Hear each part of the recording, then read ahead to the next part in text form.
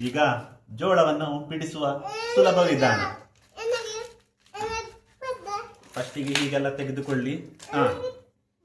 ನೀನು ಅಲ್ಲಿ ಕೂರು ಅಪ್ಪನತ್ತಾರೆ.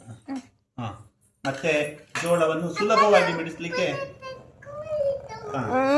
ಹೀಗೆ ಇದನ್ನೆಲ್ಲ ಕಸ ಎಲ್ಲ ತೆಗೆದು ಹೀಗೆಲ್ಲ ಮಾಡಿ ಹೀಗೆ ಮಾಡಿ ಅರ್ಧ ಕಟ್ ಮಾಡಿ ಸುಲಭ ಆಗ್ತದೆ.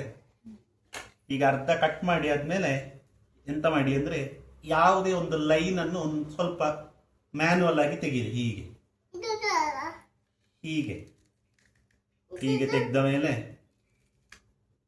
ತೆಗೆದ್ರಲ್ಲ, ಹೀಗೆ ತೆಗೀರಿ. ಈಗೊಂದು ಸ್ವಲ್ಪ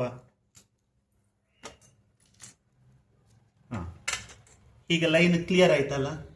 ಇನ್ನೇನ್ ಮಾಡಿ ಅಂದ್ರೆ ಒಂದೊಂದೇ ಹೀಗೆ ತೆಗಿತಾ ಬನ್ನಿ. ನೋಡಿ ನೋಡಿ, ಸುಲಭ. ಇಷ್ಟೇ ಇಷ್ಟೇ ನೋಡಿ, ಇಷ್ಟೇ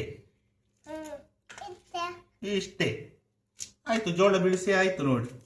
5 ನಿಮಿಷದಲ್ಲಿ ಜೋಳ ಕಂಪ್ಲೀಟ್.